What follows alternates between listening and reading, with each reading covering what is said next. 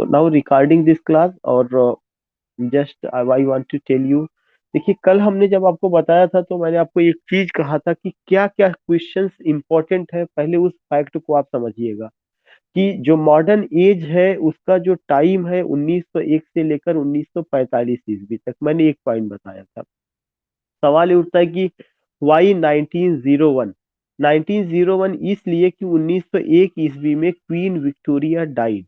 1901 ईस्वी में queen Victoria की मौत हो जाती है। अगर आप नोट करना चाहते हैं तो आप ये नोट कर सकते हैं कि 1901 Queen Victoria died. And why 1945? 1945 because जो सेकेंड वर्ल्ड वॉर था उसका एंडिंग हम लोग देखते हैं। Second world war ended in 1945। जी Poonam ji. Poonam ji, do you want to say something? So I was telling you how you can understand this particular concept, the chemistry of modernism. To understand the chemistry of modernism, you have to remember the two important dates, 1901, 1945. What happened in 1901? In 1901, Queen Victoria died. After the death of Queen Victoria, it is said that Victorian age ended. Now we entered into another age, and what was that age? That was modern age. It covers the period from 1901 to 1945. Why 1945? 1945 gives you signal what the closing of the modernism, because second world war ended. Second world war के बाद जिंदगी दूसरे ढंग से आदमी जीता है। दूसरे ढंग से जीने का मतलब दर्शन वही रहा है, लेकिन जो ब्रूटैलिटी, जो वायलेंस, जो और तमाम चीजें थी, उसका हम लोग ये देखते हैं कि काफी हद तक वह कंट्रोल होता है। अब यहाँ पे हमें क्या चीज ध्यान में रखना है? जो चीज हमें ध्यान में रखना है वो ये चीज ध्यान में रखना है कि जब इस दरमियान जितनी भी चीजें हुई, मैंने आपको दो बात बताई थी। वो दो बातें कौन सी थी? फर्स्ट वर्ल्ड वॉर और सेकेंड वर्ल्ड वॉर। उस पे बात हो चुकी है, उस पे कोई बात नहीं करना है। फर्स्ट वर्ल्ड वॉर का डेट क्या है? 1914 ईस्वी से लेकर 1918 ईस्वी तक। दूसरा डेट मैंने आपको बताया था 1939 ईस्वी से लेकर 1945 ईस्वी तक। तो ये डेट है जो आप ऑलरेडी आप इससे वाकिफ है। मॉडर्न एज जो है क्वेश्चन के हिसाब से तीन चार चीजों के लिए इंपॉर्टेंट है। सबसे पहला चीज तो ये इंपॉर्टेंट है कि किस आदमी ने ये कहा कि it was an age of unrest and anxiety. Do you remember? या किस आदमी ने अनरेस्ट और एंजाइटी के नाम से किताब लिखा हुआ? Who said? किस आदमी ने ये बात कही है? कल मैंने आपको नोट कराया था और मैं एक्सपेक्ट करता हूँ कि you know it. No. Matthew Arnold ने विक्टोरियन एज के बारे में। डब्ल्यू एच ऑर्डन, या एग्जैक्टली डब्ल्यू एच ऑर्डन ने ये जो स्टेटमेंट दिया गया है कि modern age was the age of unrest and anxiety, it was said by whom? It was said by W H Auden. जो डब्ल्यू एच ऑर्डन है वहां से रिलेटेड क्या क्या क्वेश्चन आ सकते हैं? सबसे पहला चीज की डब्ल्यू एच ऑर्डन जो है a well known poet of modern age. Modern age की वो एक बड़े पोएट है, और पोएट के साथ साथ आप ये देखेंगे वह एक ऐसे पोएट है जो मार्क्सिस्ट आइडियोलॉजी से इन्फ्लुएंस है। तो एक पॉइंट आपको ये लिखना है कि this statement was given by W H Auden and he was influenced by whom? He was influenced by Karl Marx. He was influenced by Karl Marx. वो जिससे प्रभावित थे या जिसके बहुत करीब थे वो कौन थे? कार्ल मार्क्स थे। कार्ल मार्क्स का इम्पैक्ट हमें देखने को मिलता है डब्ल्यू एच ऑर्डन पर। तो he was much influenced by Karl Marx. Karl Marx से बहुत ज्यादा प्रभावित थे। And W H Auden as a poet belongs to left wing group of poet. W H Auden जो है जिस ग्रुप ऑफ पोएट में आते हैं, वो कौन सा पोइट्री था, कौन सा ग्रुप था, या कौन सा वो मूवमेंट था? That was the left wing poetry. Left wing poetry, W H Auden. W dot H dot Auden. W H Auden का जो फुल फॉर्म है उनका जो है उसका उनका नाम है Wystan Hugh Auden. W Y S T A N, Wystan Hugh, H U G H, Wystan Hugh Auden, A U D E N. तो you will come to know कि जो डब्ल्यू बी येट्स रहे हैं, डब्ल्यू बी येट्स का पूरा नाम western Hugh Orton रहा है। और डब्ल्यू बी येट्स इसलिए रिमार्केबल है, सॉरी डब्ल्यू एच ऑर्डन इसलिए रिमार्केबल है, उन्होंने एक कॉन्सेप्ट दिया। और वह कौन सा कॉन्सेप्ट था कि modern age was the age of unrest and anxiety. इस पर उन्होंने किताब भी लिखा इसी टाइटल से। और जो ये रहा था कि अनरेस्ट और एंजाइटी ये कैसे आप देखते हैं, there was unrest and anxiety because you find the two world war, and due to the two world war, all over the side we find violence, we find brutality, we find what, a fearful and dismaying atmosphere, we find dropping of the bomb। और इन सब के बीच में जो आदमी रह रहा है, जिसको सुकून चैन आराम नहीं मिल रहा है, तो उसकी जो जिंदगी होगी वह कैसे होगी, उसकी जो जिंदगी गुजरेगी वह अनरेस्ट और एंजाइटी में ही गुजरेगी। नेक्स्ट पॉइंट करके आपको ये ध्यान में रखना है कि जब आप डब्ल्यू एच ऑर्डन की बात करते हैं, तो डब्ल्यू एच ऑर्डन का एक बहुत इंपॉर्टेंट पोयम जो कई बार पूछा गया है, जो लगभग ऐसी ही जिंदगी को दिखाता है जहाँ पे अनरेस्ट है, एंजाइटी है, उसका एक बहुत ही खूबसूरत एग्जाम्पल क्या है, अननोन सिटीजन। तो you can note down unknown citizen, UNKNOWN, unknown citizen, CITIZEN, unknown citizen is a well known poem of W. H. Auden. Unknown citizen is a well known poem of W. H. Auden, which tells about which tells about the status of a man in modern society। जो ये बताता है कि एक आदमी का modern society में status क्या है। तो जब भी आप डब्ल्यू एच ऑर्डन की बात करेंगे जनरली, क्योंकि डब्ल्यू एच ऑर्डन हमारे यहाँ सिलेबस में स्पेशली नहीं प्रिस्क्राइब्ड है, लेकिन मॉडर्न एज पढ़ने का मतलब डब्ल्यू एच ऑर्डन की बात करना, और डब्ल्यू एच ऑर्डन की बात करने का मतलब कि हमें इतना पता होना चाहिए कि उन्होंने एक पोयम लिखा, वह क्या है, unknown citizen. W H Orton किससे बिलोंग करते हैं, लेफ्ट विंग जो पोइट्री है उसको बिलोंग करते हैं, लेफ्ट विंग पोइट्री या मूवमेंट पोएट, वहां से रहे हैं। दूसरा चीज मैंने आपको ये बताया था कि जब आप डब्ल्यू एच ऑर्डन की बात करते हैं तो इनकी एक और पोयम आई हुई है, द शील्ड ऑफ एक्किलेस। ये भी बहुत इंपॉर्टेंट पोयम रहा है, the shield of Achilles. Shield वही ढाल वाला, SHIELD, shield of Achilles, Achilles ACHILESS, the shield of Achilles. तो यू फाइंड दिस पॉइंट कि एक सेकेंड जो पॉइंट मैंने आपसे बात किया कि when you talk about W H Auden, then remember that कि इनका एक पोयम कौन सा रहा है, अननोन सिटीजन, और एक दूसरी पोयम कौन सी रही है, shield of Achilles, shield of एक्किलेस, ये दूसरी पोयम रही है।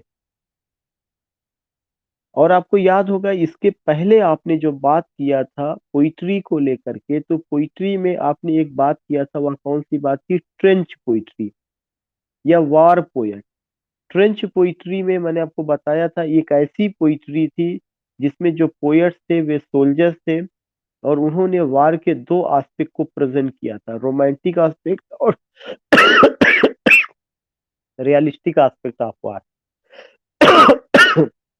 And you will come to know कि उन्होंने जो वार का दो एस्पेक्ट प्रेजेंट किया, वहां पे you find what, you find the brutality of वार, आपको वार का ब्रूटैलिटी नजर आएगा। इसको लेकर के आपको ये लिखने की जरूरत नहीं, मैंने कल तीन पोएट पे बात की थी, Siegfried Sassoon, Rupert Brooke और विल्फ्रेड ओवेन। और मैंने कहा था कि इन तीनों पोएट में से शुरू के दो पोएट सीज फ्राइड सेजन और रूपर्ट ब्रूक ने वार के रोमांटिक एस्पेक्ट को दर्शाया है, उनका बिलीव है कि वार वार हीरोइक डीड्स। और एक दूसरे तरह के पोएट आते हैं जिनका नाम है विल्फ्रेड ओवेन, उन्होंने क्या बताया है, ब्रूटल एस्पेक्ट ऑफ वार, वार के ब्रूटल एस्पेक्ट को दिखाया है। तो चाहे आपके जो है लेफ्ट विंग पोएट रहे हों, चाहे आपके वार पोएट रहे हों, उन सब में आप ये देखेंगे कि वार का एक झलक, reflection of war you can just see. तो modern age two world war का एज था, और ये दोनों वर्ल्ड वार का impact you find not only live but also literature written in that era, वहां पे आते हैं। जहां तक पोइट्री की बात है, तो पोइट्री में एक और इम्पोर्टेंट पोएट आते हैं। ये तो मैंने किसके बारे में बात की, डब्ल्यू एच ऑर्डन के बारे में, जहाँ पे आपको मैंने बताया शील्ड ऑफ एक्विलेस उनका पोयम, अननोन सिटीजन उनका स्टेटमेंट, अनरेस्ट एंड एंग्जाइटी उनका मैंने बताया कि किससे बिलोंग करते हैं, लेफ्ट विंग पोएट। हाँ, यहाँ मैं एक चीज और क्लियर कर दूं कि लेफ्ट विंग पोएट से मतलब क्या है। लेफ्ट विंग पोएट वे होते हैं जो कि वो एक तरह से साम्यवादी विचारधारा, वामपंथी जिसको कहा जाता है, उससे बिलोंग करते हैं। यह जो कॉन्सेप्ट आया लेफ्ट विंग पोइट्री का, यह लेफ्ट विंग पोइट्री का कॉन्सेप्ट आता है कहाँ से? मतलब लेफ्ट विंग का कॉन्सेप्ट, पोइट्री तो अपनी जगह है। एक फ्रांस के किंग लुई 16 थे। तो जो लुई 16 थे, लुई 16 थोड़ा सा आप ये कह सकते हैं कि एक डिक्टेटर टाइप के थे, उनकी मोनोपोली थी। तो उनकी कोर्ट में दो तरह की आइडियोलॉजी के लोग बैठते थे। जो राइट साइड लोग बैठते थे वो थोड़ा सा कट्टर विचारधारा के थे, तो उनको राइट विंग कहा गया। जैसे अगर मैं बैठा हुआ हूँ, मेरे अपनी जो कुछ सपोर्टर या जो मेरी विचारों से सहमत है, अगर मैं थोड़ा सा एक ऑर्थोडॉक्स मेरे अंदर है या मैं कट्टर हूँ, तो मेरे जो राइट और जो मेरे बैठते थे, जो सपोर्टर होते थे, तो वे राइट विंग कहे जाएंगे। तो लुई 16वें जो फ्रांस के राजा थे, उनके राइट साइड में जो लोग बैठते थे वे थोड़ा कट्टर विचारधारा के थे, और इसीलिए उनको राइट विंग कहा गया। जो उनके बाईं ओर बैठते थे वो लिबरल विचारधारा, उदारवादी विचारधारा के थे, किंग और किंग के सपोर्टर के आलोचक थे, तो उनको लेफ्ट विंग कहा गया। तो वहां से एक आइडियोलॉजी निकल करके आई है, राइट विंग और लेफ्ट विंग। और दुनिया के हर कोने में इस तरह की चीजें देखने को मिलती, इवन इन इंडिया। हिंदी में इसी को वामपंथी और दक्षिणपंथी कहा जाता है। वामपंथी का मतलब होता है कि लेफ्ट विंग, और राइट विंग का मतलब होता है दक्षिणपंथी। तो जो कार्ल मार्क्स और कार्ल मार्क्स की आइडियोलॉजी आती है, यह साम्यवादी विचारधारा या सॉरी लेफ्ट विंग वाले होते हैं। तो हुआ क्या था कि मॉडर्न एज में जो पोएट्स थे, एक ऐसा ग्रुप आता है जिसमें डब्ल्यू एच ऑर्डन रहे हैं और लोग रहे हैं। उन लोगों ने इस तरह की विचारधारा, जो साम्यवादी विचारधारा, लिबरल थॉट के लोग थे कि we have to talk about the poor people, उन्होंने क्वेश्चन पुट अप किया कि we are living in modern era, that is the age of science and technology, और यहाँ पर हम लोग रह रहे थे, यहाँ पे जो इंसान है उसका क्या स्टेटस है, what is the importance of a man in society, what is the status of a man in our society, हमारे समाज में इंसान का क्या स्टेटस है, उसको लेकर के बात की गई है। तो यह एक इम्पोर्टेंट पॉइंट है जो आपको समझने की कोशिश करना है। सेकेंड एक बहुत इंपॉर्टेंट पॉइंट जिसे हम लोगों को लेके चलना है या हम लोगों को कवर करना है, वह सेकेंड इंपॉर्टेंट पॉइंट ये है कि इसके अलावा पोइट्री में, खासकर मॉडर्न पोइट्री की जो शुरुआत होती है, वह किससे होती है? जीएम हॉपकिंस से होती है, जीरार्ड मैनले हॉपकिंस। तो अब आपको जो नोट करना है, वह किसको नोट करना है? G M Hopkins. इसका मतलब आज मैं आपको मॉडर्न पोइट्री के बारे में या मॉडर्न एज के जो लिटरेचर आए हैं उस पर मैं बात कर रहा हूँ।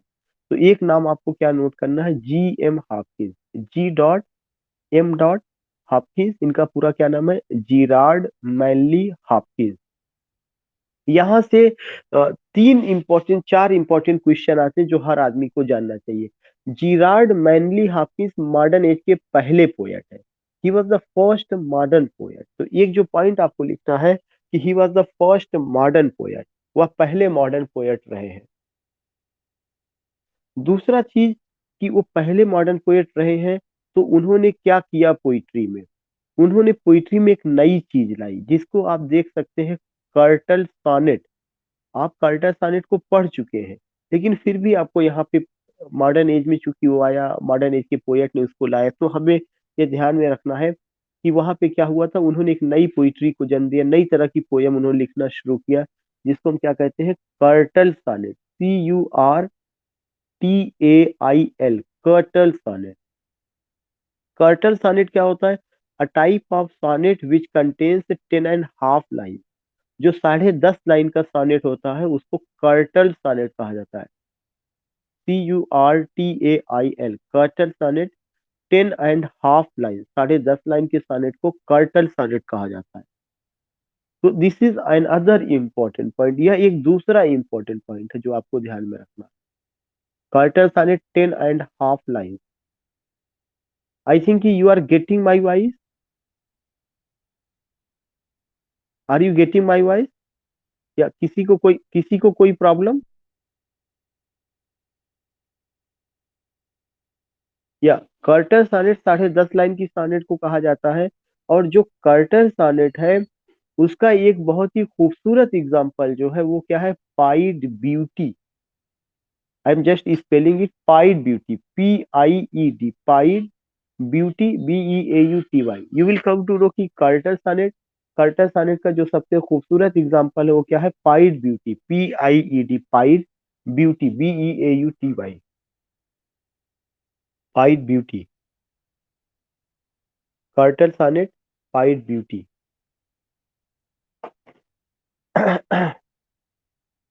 Another important point which I want to tell you, when you come to know about this sonnet, Carter sonnet, you will come to know ये जो Carter sonnet रहा है खासकर पाइड ब्यूटी में।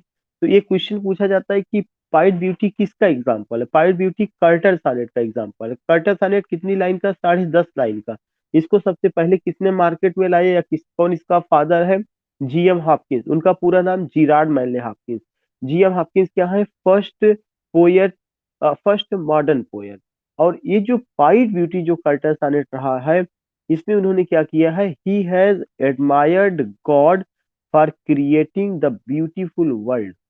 So you can just note down in this poem, he has admired God for creating the beautiful world. उन्होंने खूबसूरत दुनिया बनाने के लिए ईश्वर की तारीफ की है। He has admired God for creating the beautiful world.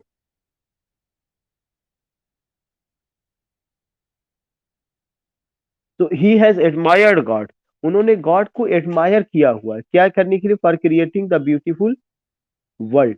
दूसरा चीज आप ये देखेंगे कि उन्होंने तमाम और बहुत चीजें इसमें बताई है कि दुनिया का कलर को लेकर के बात किए हैं, जो चीजें हैं उसकी साइज को लेकर के बात किए हैं, बर्ड्स को लेके बात किए हैं, माउंटेन को लेके बात किए हैं, कि इतनी छोटी बड़ी चीज, different colour, different size, different shape को इस ये बनाने वाला केवल ऑलमाइटी गॉड है, ईश्वर है, अल्लाह है, वही ही इस पूरी दुनिया के निजाम को चलाने वाला है।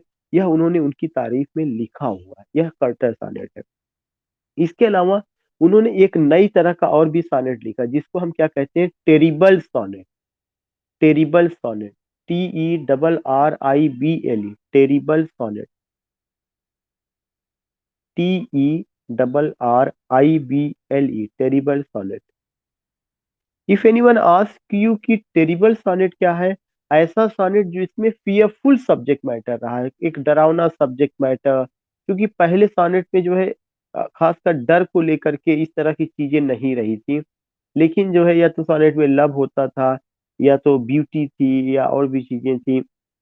बाद में उसमें गॉड को लेकर, रिलीजन को लेकर के और तमाम चीजें आई। लेकिन इन्होंने ये क्या किया, एक एक horrible subject matter, fearful subject matter लाए हैं।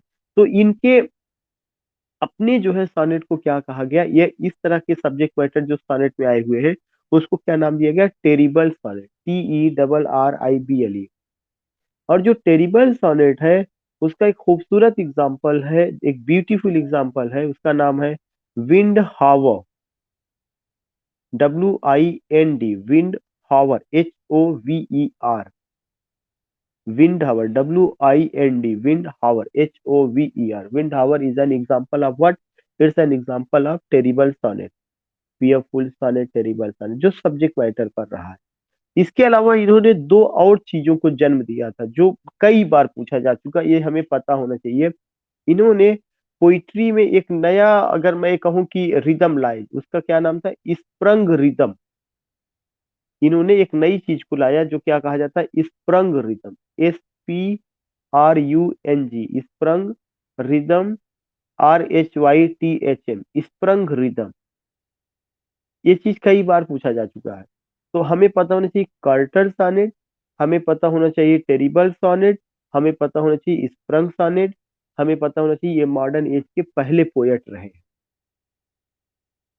स्प्रंग रिदम की मैं फिर से स्पेलिंग बोल दे रहा हूँ, SPRUNG। स्प्रंग रिदम में टू स्ट्रांग सिलेबल होता है। स्प्रंग रिदम में जब भी यूज किया जाता है उसमें two strong syllable is followed by a weak syllable. मतलब कि टू स्ट्रेस्ड सिलेबल के बाद एक वीक सिलेबल आता है।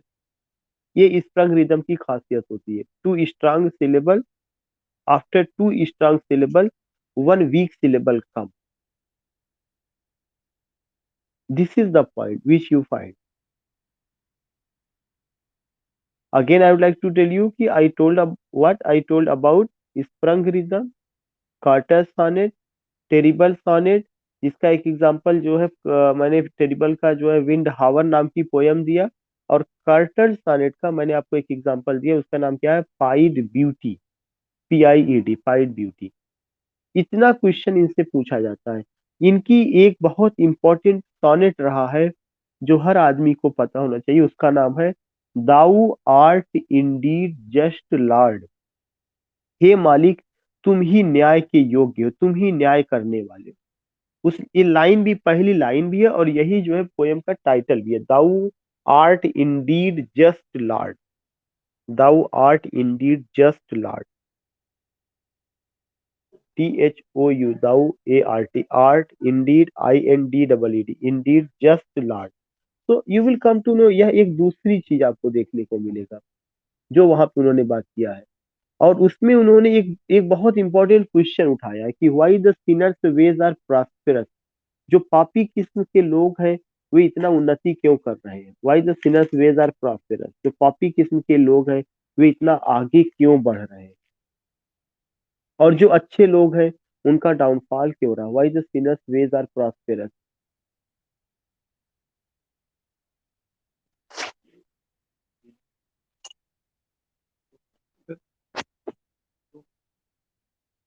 तो you will come to know कि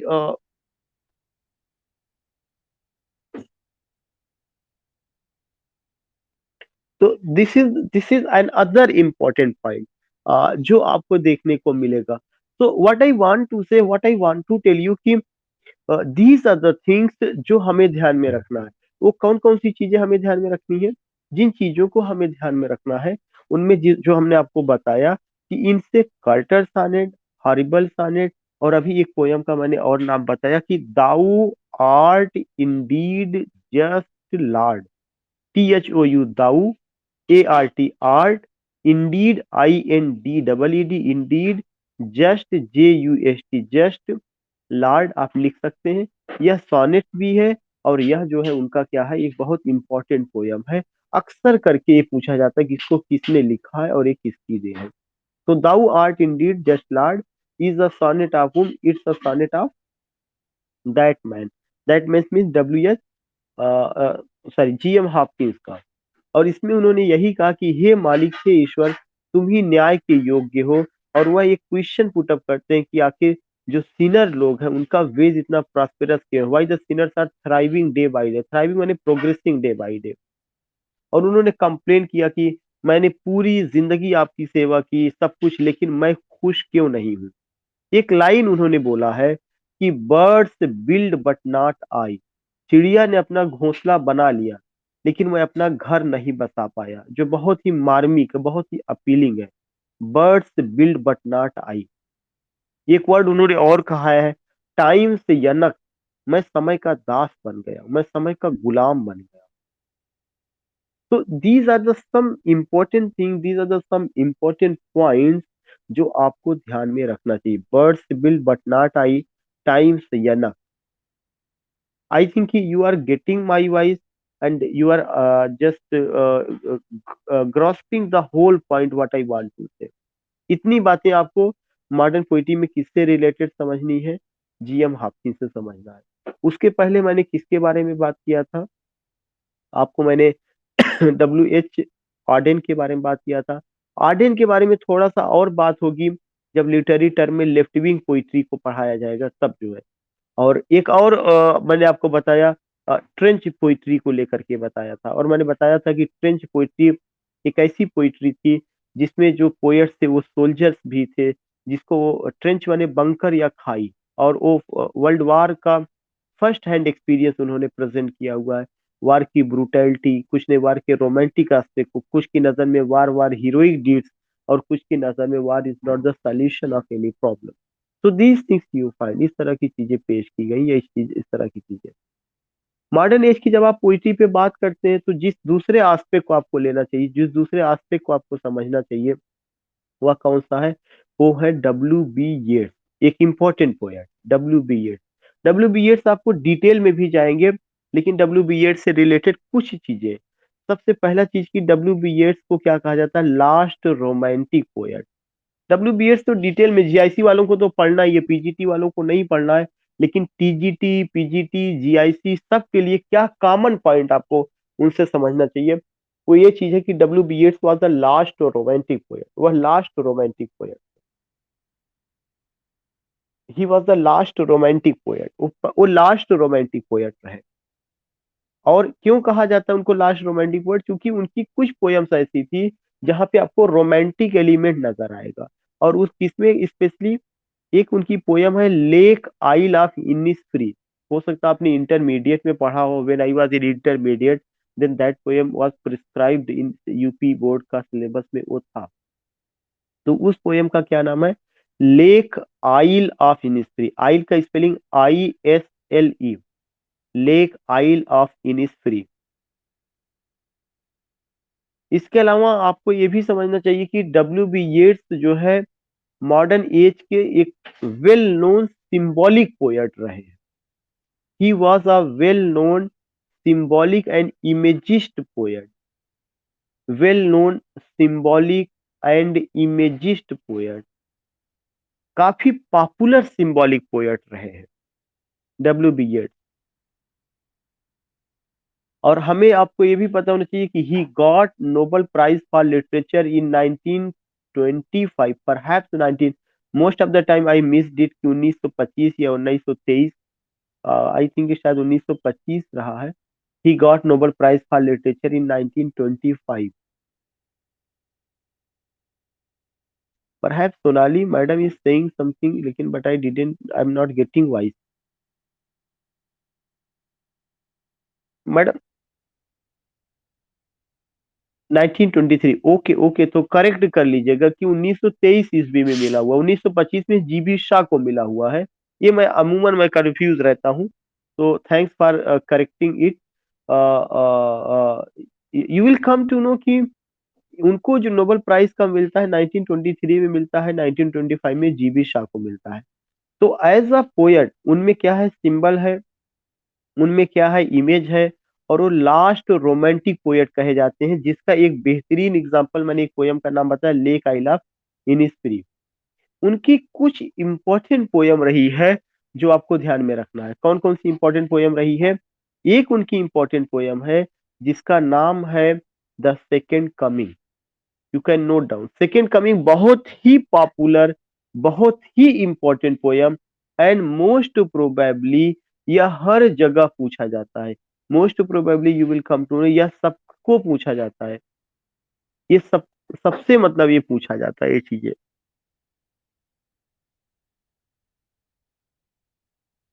वो कौन सी पोयम रही है? The second coming, the second coming. और इसके अलावा आप ये देखेंगे कि इसके अलावा आप एक और चीज देखेंगे कि वो जो है एक और इम्पोर्टेंट एस्पेक्ट है, and that important aspect was कि that's highly significant, that's highly important. And what is that thing कि एक एक बहुत ही इम्पोर्टेंट एस्पेक्ट आप उनका देखेंगे जो उस पोयम से रिलेटेड रहा है, कि इस पोयम में उन्होंने वर्ल्ड वार का जो फर्स्ट वर्ल्ड वार है, उस फर्स्ट वर्ल्ड वार का जो एक इम्पैक्ट है, उस इम्पैक्ट को उन्होंने दिखाया हुआ है। कि आप ये देख सकते हैं कि life after first world war, कि जिंदगी फर्स्ट वर्ल्ड वार के बाद कैसे, चूंकि ये पोयम 1921 ईस्वी में डायल मैगजीन में आती है। तो एक पॉइंट आप ये जरूर देख लीजिएगा कि we find the brutality of war and the एक तरह से फर्स्ट वर्ल्ड वार का के बाद की जो जिंदगी, life after first world war, दो चीजें, brutality of war and life after first world war, उसमें हमें देखने को मिलता है। Brutality of war and life after first world war. एक और जो नेक्स्ट पॉइंट आपको ध्यान में रखना है, इसके अलावा उनकी और एक पोयम है जो बहुत ही इंपॉर्टेंट रही है, that was the sailing to Byzantium. Sailing to Byzantium, SAILING, sailing to Byzantium, BYZANTIUM, sailing to Byzantium, sailing to Byzantium, BYZANTIUM। एक और पोयम रही है बाइजेंटियम, BYZANTIUM। देखिए दो अलग अलग पोयम रही, एक सेलिंग टू बाइजेंटियम रही और केवल एक बाइजेंटियम रही है। Sailing to Byzantium and the second was Byzantium.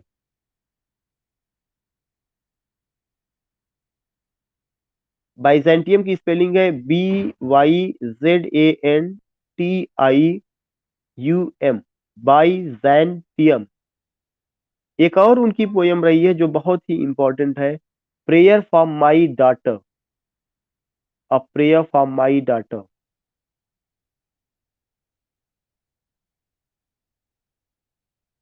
एक और बहुत इंपॉर्टेंट पोयम रही है, Leda and swan, Leda and swan, LEDA, Leda and swan, SWAN, Leda and swan, Leda and swan. Again I would like to tell you, उनकी एक poem, मैंने lake I love in स्त्री बताया, मैंने आपको एक पोयम बताया द सेकेंड कमिंग, एक पोयम मैंने आपको बताया सेलिंग टू बाइजेंटियम, एक मैंने आपको बताया बाइजेंटियम, एक मैंने बताया कि प्रेयर फॉर माई डॉटर। ये चीज आप देखते हैं कि ये सब उनका इम्पोर्टेंट पोयम रहा है। उनको नोबेल प्राइज मिलता है 1923 में। और वो कहाँ के पोएट थे? He was an Irish poet, Ireland के रहे, आयरिश पोएट। उनका रिलेशनशिप मैडम मार्टगॉन के साथ, और जो तमाम तरह की उनकी लाइफ में बहुत सारा उतार चढ़ाव आता है, और पुरोहित स्वामी इंडिया के थे, उससे बहुत ज्यादा प्रभावित थे वो। तो वी फाइंड दीज थिंग। और उनकी पोयम में सिंबल और इमेज बहुत ही ब्यूटीफुली प्रेजेंट किया गया है, सिंबल और इमेज। इनके अब बाद अगर हम लोग किसी और पोएट के बारे में बात करते हैं या करना चाहिए, तो वो कौन आएंगे? TS एलियट आएंगे, वेरी वेल नोन पोएट। ये भी सिलेबस में, TGT में भी है, PGT में, सॉरी करेंट TGT, PGT और GIC में है। और मैंने बताया था मैं इन पर डिटेल में हम लोग बात करेंगे, लेकिन जनरली चीजें, चूंकि हम जब मॉडर्न एज पर बात कर रहे हैं, तो थोड़ा सा यहाँ पर भी हम समझ लें। TS एलियट जो है, इनका पूरा नाम टॉमस ईस्टन्स एलियट रहा है। क्या नाम रहा है? Thomas Stearns Eliot. जो TS एलियट है, he was born American poet, लेकिन अमेरिका से मिला, मैंने क्या वर्ड यूज किया? Born American poet, but settled down in England, but got the citizenship of England. America में पैदा हुए हैं, लेकिन नागरिकता कहाँ की मिली है? नागरिकता उनको इंग्लैंड की मिली हुई है। He was born in America but settle down in England, लेकिन इंग्लैंड में सेटल डाउन हुए थे।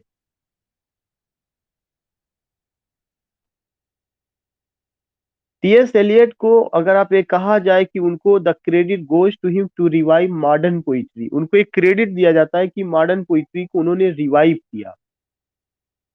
The credit goes to TS Eliot to revive modern poetry. Modern poetry को रिवाइव करने का क्रेडिट अगर किसी को दिया जा सकता है, तो किसको दिया जा सकता है? TS एलियट को। TS एलियट ने इसके अलावा और भी बहुत इंपॉर्टेंट रोल प्ले किया है। वह कौन सा इंपॉर्टेंट रोल रहा है? TS एलियट ने इमेज का यूज किया, सिंबल का यूज किया, और साथ ही साथ उन्होंने एक इंसान के अंदर की जो फीलिंग्स है, अभी तक जो नॉवेल में दिखाई जाती थी, वो उन्होंने पोइट्री में दिखाया। और वर्ल्ड वार के बाद की जो जिंदगी है, उसके बारे में उन्होंने बात की कि लोग कितना परेशान है, उनकी जिंदगी में क्या दुश्वारियां हैं। सब कुछ है, लस्ट है, पैशन है, सेक्स है, गैम्बलिंग है, मटेरियलिस्टिक लाइफ है, लॉस ऑफ गुडनेस है, virtue, loss of virtue, loss of faith, relationship की कमी, ह्यूमैनिटी की कमी, जेनरोसिटी की कमी, मॉडर्न एज की जितनी बातें आपको बताई जाएंगी वो सब टीएस एलियट में नजर आएगा। आप एक दूसरे शब्द में कह सकते हैं कि क्या नहीं है, तो मैं कहूंगा सब कुछ है। और मुझे लगता है कि शायद जितना टीएस एलियट को पढ़ाया जाना चाहिए था, जितना बात होना चाहिए था, उतना ना तो यूजी में बात होती है ना पीजी में बात होती है। ऐसा नहीं और पोएट नहीं, डब्ल्यू बी येट्स भी इंपॉर्टेंट है, लेकिन मॉडर्न पोइट्री को इस्टेब्लिश करने का क्रेडिट इसी इन्हीं को दिया जाता है। And he got Nobel prize for literature in 1948। उनको भी नोबेल प्राइज फॉर लिटरेचर मिला है, कब? 1948 में, 1948 ईस्वी। तो टीएस इलियट बड़े पोएट में से शुमार किए जाते हैं।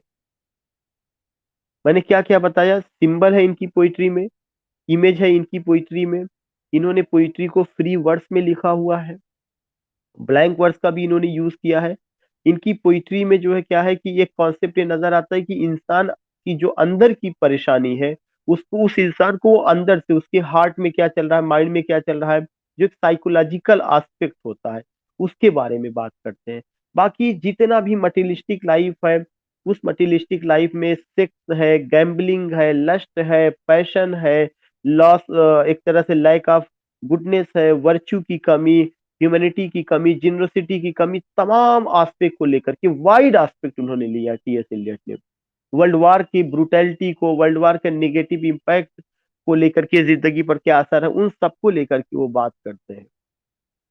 बाकी जहां तक आप बात करते हैं टीएस इलियट का इंपॉर्टेंट वर्क कौन कौन सा है, तो हम सारे लोगों का बिल्कुल गिना हुआ है। एक तो द वेस्ट लैंड, जो हर आदमी को पता है कि 1922 में आई है। द वेस्ट लैंड कब आई है? 1922 में। कितने उसको हिस्सों में बांटा गया है? उसका सेक्शन 5 सेक्शंस में बांटा गया है। द वेस्ट लैंड उनका मास्टरपीस है जो 1922 ईस्वी में आई है। कितने सेक्शन में बांटा गया है? 5 सेक्शन में बांटा गया है। टोटल लाइनें कितनी है? 433 लाइनें। एक क्वेश्चन पूछा जा चुका, हर आदमी के लिए important, TGT, PGT, UGC net, GIC lecture, in each and every examination you will get this point. 433 line, 433। How many lines? 433। You will get 433 line. उसके अलावा उनका एक और पोयम है, क्या क्या नाम उसका? Love song of J Alfred Prufrock. Love song of J Alfred Prufrock एक दूसरा ये पोयम है जहां पे हम ये देखते हैं, love song of J Alfred Prufrock. तीसरा पॉइंट जो आपको बात करना है, इनकी एक और पोयम है जिसका नाम है जीरांशन। GERONTION, जीरांशन।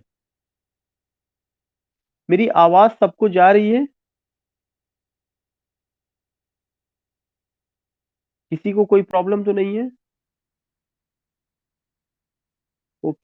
तो इनकी एक पोयम है जिसका क्या नाम है? इनकी एक पोयम है जिसका नाम जीरांशन है। GERONTION। दूसरा चीज, इनकी एक और पोयम है, that is journey to Magi. Journey to Magi, JOURNEY, journey to Magi, MAGI, journey to Magi. एक और पोयम है Burnt Norton. No, Burnt Norton, BURNT, Burnt Norton, BURNT, Burnt Norton, NORTON, Burnt नार्टन।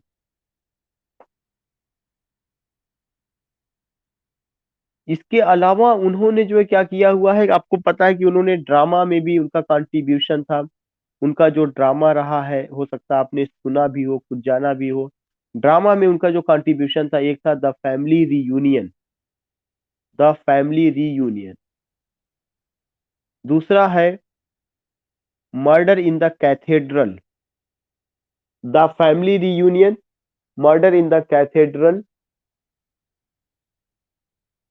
और तीसरा है the rock. The family reunion, murder the cathedral, the rock. चौथा है confidential clerk. Confidential clerk. तो these plays you find, ये सारी important drama है जो इनका रहा है। द रॉक है, कॉन्फिडेंशियल क्लर्क है, कॉकटेल पार्टी। Cocktail party.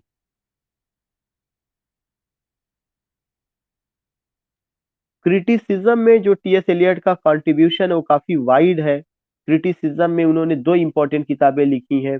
एक का नाम है द सैक्रेड वुड। ड्रामा लिखने में किसी को कोई प्रॉब्लम तो नहीं हुई है?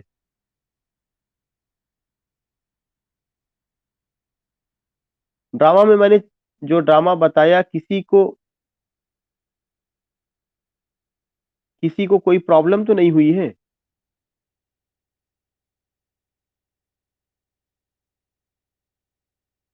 जी।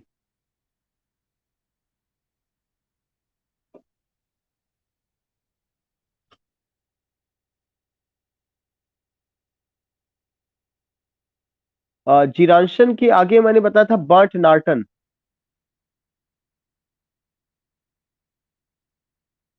उसके बाद मैंने आपको ड्रामा, फिर मैंने क्रिटिसिज्म में बताया कि एक क्रिटिसिज्म में उनका कौन सा है, द सैक्रेड वुड। एक किताब है उनका क्रिटिसिज्म में।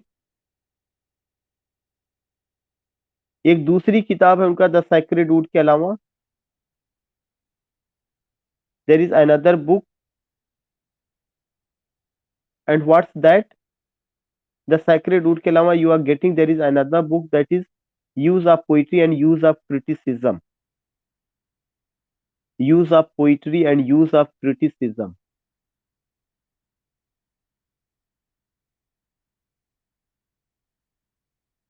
Use of poetry and use of criticism.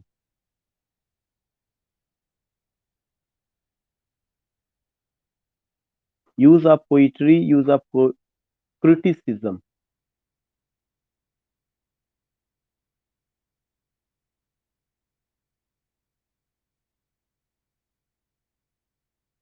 use of poetry, use of criticism. So you will come to know this is another important point, this is another aspect जो हमें ध्यान में रखना चाहिए। वह कौन कौन से एस्पेक्ट हैं? उन सारे एस्पेक्ट पे अगर आप जाएंगी तो ये उनका जो है पॉइंट रहा, या वो ये चीजें उनकी वो रही है। So what I want to say, what I want to tell you, whenever we talk about these things, whenever we go, remember that कि ये सब उनका एस्पेक्ट था जो हमें बहुत अच्छे ढंग से समझना चाहिए। As a critic, as a poet, as a dramatist, ये उनका कंट्रीब्यूशन रहा है। तो जब भी आप मॉडर्न पोइट्री पढ़ेंगे, जी एम हॉपकिंस के बारे में, डब्ल्यू बी यीट्स के बारे में, टी एस एलियट के बारे में, डब्ल्यू एच ऑर्डन के बारे में, और एक मॉडर्न एज के नहीं है, वो पोस्ट मॉडर्न एज के हैं, लेकिन एक पोयम उनका ये याद करना चाहिए। एक राइटर है Philip Larkin. Philip Larkin, PHILIP, Philip Larkin, LARKIN, Larkin. इन्होंने एक पोयम लिखा था चर्च गोइंग। फिलिप लार्किन ने एक पोयम लिखा था, उस पोयम का नाम था चर्च गोइंग।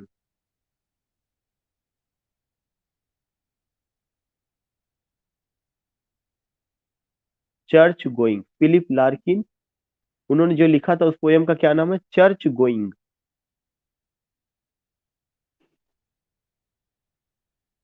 नाउ इसके बाद ये तो मैंने पोइट्री लिया, पोइट्री में ट्रेंच पोइट्री और आपको तमाम तरह की पोयम, वर्ल्ड वार, उस सब को लेकर के हम लोगों ने बात किया। Now you will come to know कि हम लोग जो है we will meet after 15 minute, तो हम लोग और आगे बात करेंगे मॉडर्न एज की पोइट्री के अलावा ड्रामा में, नावल में और क्रिटिसिज्म में क्या हुआ। तो हो सकता है कि पहले क्रिटिसिज्म या नावल कोई और ले। After 15 minute we will meet.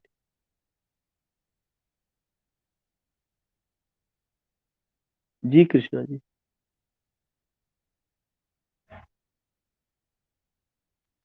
Journey तो आप लिख ही लिए होंगे, जर्नी टू भी, मेजाई का MAGI, Magi. Okay, we will meet after 15 minute.